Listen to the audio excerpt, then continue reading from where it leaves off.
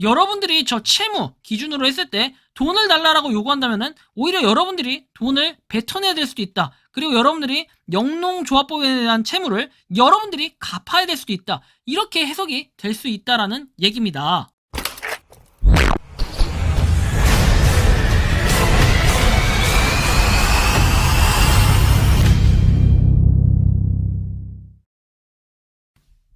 모든 영상에 소개하는 내용들은 각자의 판단에 맡깁니다.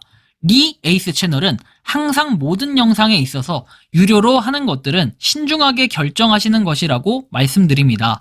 아울러 무료로 하는 것들 역시 각자의 판단으로 선택해서 결정하시는 점이라는 것을 강조드립니다.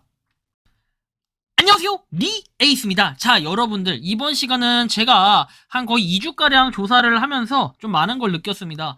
조합원들이 이 시더스 채무를 갚아야 되는데 이 등기부등본 조사 결과 진짜 큰 그림을 그렸던 이상은이 어떤 행동들을 지금 취했었는지 한번 보면 될 것 같아요. 시더스 그룹 슈스텐코리아 팬덤들이 회사 채무를 갚아야 될 수도 있습니다. 여러분들 요 영상을 한번 끝까지 보시면 굉장히 좀 심각하다라는 걸 이제 인지하셔야 될 거예요. 이거 영상 보고도 인지 못하시면은 그냥 그분들은 나중에 본인들이 채무자가 돼가지고 시더스 그룹 회사에 돈을 다 갚아주면 됩니다. 뭐 그 정도 돈 있고 여유 있으면 당연히 시더스 그룹 슈스텐코리아 그냥 조합원이라고 주장을 하시면 될 것 같고요. 자, 본격적으로 시작해 보겠습니다.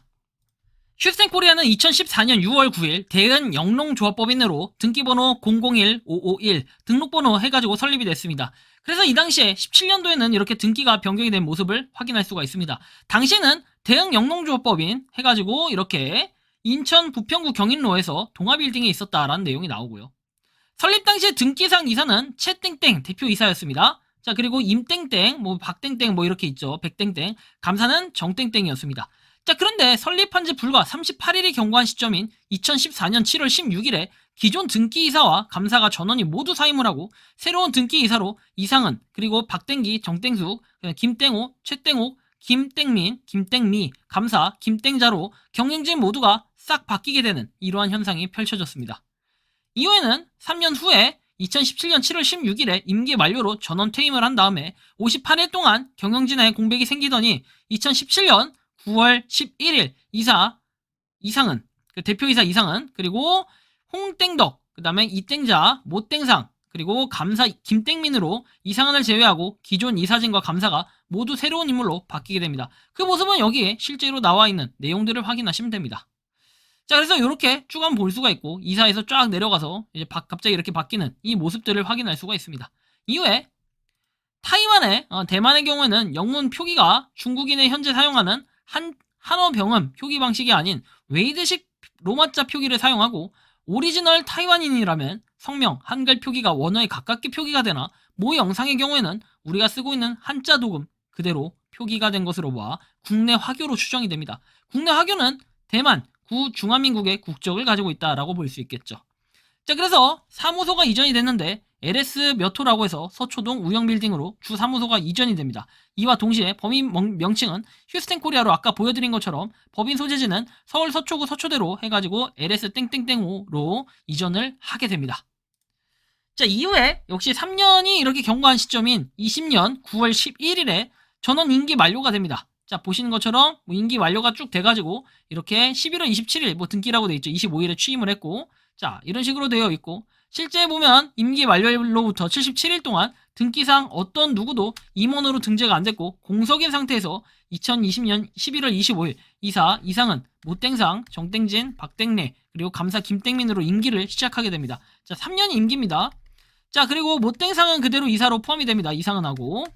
자, 그 다음에 모땡상이 이사로 온 2017년부터 법인명과 법인 소재지 변경이 발생을 하게 되는 것이죠. 아까 보여드린 것처럼 어떻게 됩니까? 7월달입니다. 자, 보시는 것처럼 자, 여기에 7월 이렇게 9월달 이렇게 변경 등기 뭐 발생을 했고, 그렇죠? 이런 부분을 우리가 쭉 한번 살펴봐야 되고, 자, 그 다음 내용을 볼 때는 우리는 더 심각한 것은 이겁니다. 참고로 잠시만요. 이게 이상해졌네. 자, 참고로 대만 같은 경우에는 한국과 이렇게 범죄인 인도조약 미체결일 뿐더러 대만이라는 특수성 때문에 수사 공조도 어려운 국가입니다.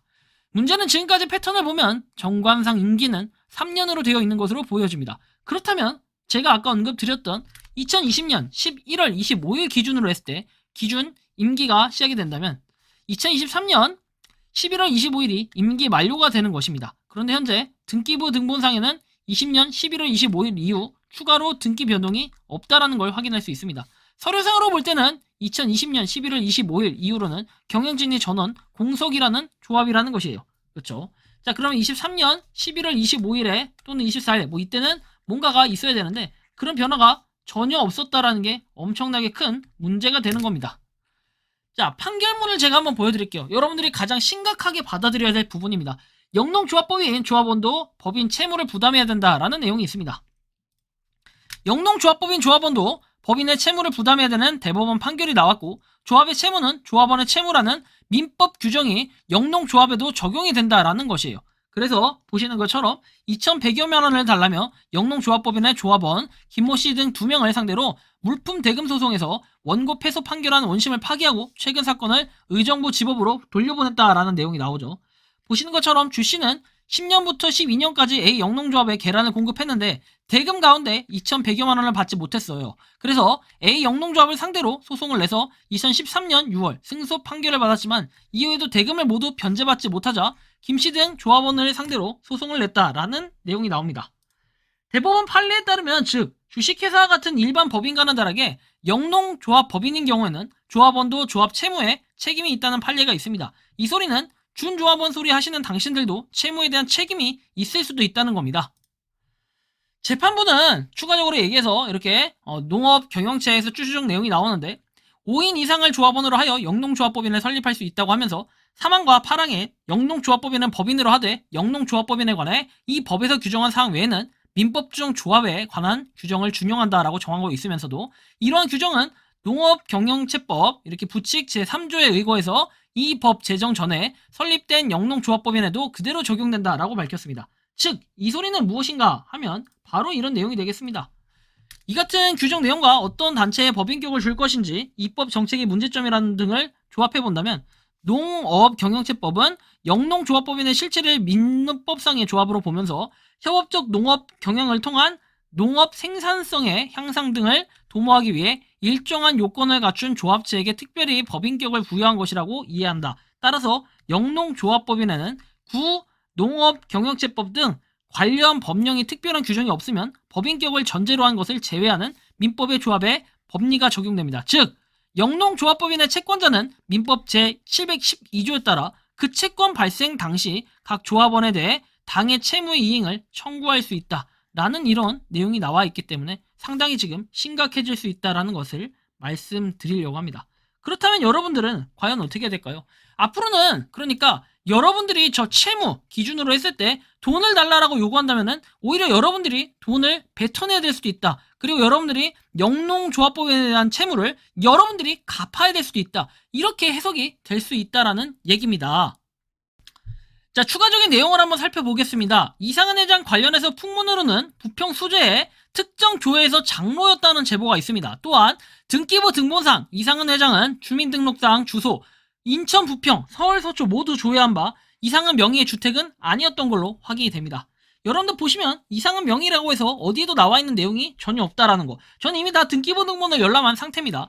인천 부평은 전용 면적 23평, 서울 서초는 전용 면적 19평, 여러 계열사 그룹 회장, 대표이사라는 점을 고려했을 때는 이상한 부분이 자, 일단 심각해요 진짜로. 그죠? 자, 모형상의 주민등록 주소지 서울 영등포구 대림동 인차 거주 임대사업으로 등록한 소유 오피스텔 인천 청라 정보는 아래와 같습니다. 주민등록상 주소 해가지고 나와 있는 이렇게 나와 있습니다. 근데 참고로 부동산 등기부 등본의 성명 표기는 조선족, 화교 상관없이 신분증 서류상에 등록된 로마자 표기에 따른 원어 발음에 가까운 한글 표기로 기재를 합니다. 그래서 부동산의 등기는 모형상이 아닌 무용상으로 등록이 되어 있습니다. 해당 오피스텔은 2021년 7월에 1억 9,350만 원에 매입을 했습니다. 주민등록상 대림동은 전용 면적 불과 8평이며 그곳에 임차 거주하던 이가 갑자기 청라 오피스텔을 매입을 하기 시작했습니다. 자, 이거 어떻게 된 것일까요? 제가 이것까지 하나하나 다 공개를 해야 되는 걸까요? 여러분들이 한번 등기는 조회해보시면 다 나오니까 이 정도로 제가 말씀을 드리고 싶네요. 자, 여기서 이제 발생되는 우려점이라고 한다면 이렇게 좀 말씀드릴 수가 있겠습니다.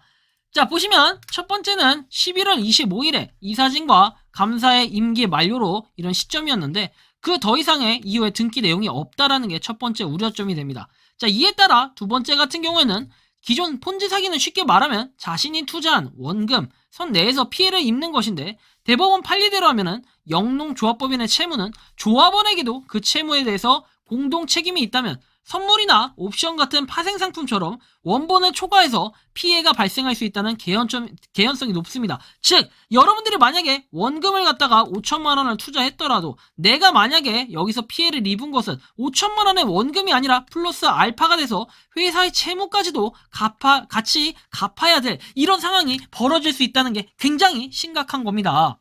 휴스텐 코리아의 시작점이라고 할 수 있는 저 대은 영농조합은 어떠한 사유로 설립한 지 불과 약 한 달 만에 이 사진이 전부 교체가 되었습니다. 2017년 11월에 휴스텐 코리아로 사명 변경과 함께 큰 변곡점이 발생하는데 묘하게도 MBI 사태가 사실상 2016년부터 수사해서 17년에 사단이 나기 시작했다는 겁니다. MBI 사태 때 역시 고위레벨 모집책 중 한 명의 연고지가 구 대은 영농조합 소재지와 같은 인천이라는 점. 과연 이 모든 것이 우연의 일치인 것일까요? 아니면 어떤 것이 진짜 진실인 것일까요? 저도 그것까지는 정확히 알 수는 없습니다. 왜? 그 진실은 본인들만이 알겠죠. 하지만 여기서도 중요한 것은 뭐냐?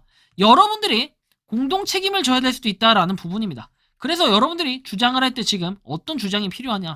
첫 번째, 나는 조합원이 아니라고 하셔야 됩니다. 나는 준조합원도 조합원도 아닌 피해자라고 일단 주장을 하셔야 됩니다. 두 번째, 하루빨리 해산 명령을 때려야 됩니다. 그래야만이 여러분들 피해에 대한 보상 이런 것들을 받진 못하더라도 여러분들이 지금 피해 보신 그 원금이 문제가 아니라 추가적인 피해를 조금이나마 최소화시킬 수 있는 길이 될 것입니다. 자, 그렇다면은 과연 지금 여러분들은 이렇게 돈을 많이 잃고 있는데 여전히 이렇게 돈 요구를 하는 이 사람들, 이런 악랄한 행위들을 보세요. 자, 그렇다면 과연 이게 맞을까요? 후원 목적은 이상은 회장의 구명운동, 그리고 팬덤 복구 피해, 회사 정상화, 그리고 팬덤의 권익 회복이라고 얘기를 하는데 여러분들은 과연 여러분들의 돈, 지금 원금이 날아가고 있는데 권익 회복이 지금 중요할까요? 권익 회복을 할 수 있을까요? 권익 회복 문제가 아니라 지금 여러분들의 돈을 더 잃을 수도 있는 이런 위기의 상황에 처해 있는데도 불구하고 여전히 바보같이 정말 시더스그룹 휴스텐 코리아 팬덤들이 너무 불쌍해서 돈을 더 줘야겠다, 이런 이상한 마인드를 가지신 분들 과연 어떨까요? 과연 이상은 회장이 아무것도 모르고 당시 부평에 있던 그 회사를 차려서 옮기고 그 다음에 지금의 휴스텐 코리아를 만들었을까요? 아니면 이 모든 게 처음부터 설계된 것은 아니었을까요? 그리고 저 모 영상식은 과연 뭘 하고 있는 분일까요? 모 영상씨 과연 이 영상을 보고 있을까요? 이 영상을 본다면 모 영상씨도 당신도 안전하지 못할 것이라는 생각이 듭니다. 진짜로 조합원들이 시더스 채무를 갚아야 될 이제 이런 순간이 하나씩 올 수도 있는 이런 우려점이 생기는데 여러분들은 여전히 시더스그룹 휴스텐 코리아가 좋다고 떠들어대고 있고 제 영상을 가짜 뉴스라고 하면서 강제적으로 이상한 신고를 하고 있다는 거, 그것은 큰 문제라고 생각을 합니다. 여러분들이 생각하는 시더스그룹 휴스텐 코리아는 어떤지 자유롭게 여러분들의 의견을 댓글로 남겨주시면 좋겠다라는 말씀 드리며 이번 영상은 여기서 마치는 걸로 하겠습니다. 도움이 되셨다면 구독과 좋아요, 알림 설정 부탁드리고요. 추가적으로 궁금하신 사항이나 아니면 제보를 하실 부분은 뒤에 나오는 메일 주소로 메일을 보내주시면 제가 답변을 해드리도록 하겠습니다. 에이스였습니다. 감사합니다. 아니 대표가 안 오니까 그런 거 대표를 오라고 해요. 대표를 책임을 져야 돼요. 경찰은 3명이 한 명만 보세요. 저도 40개입니다. 아니 내가 참 나빠요. 지금 그러지 말아요. 대살림이잖아요. 내가 열심히 하잖아요. 내가 열심히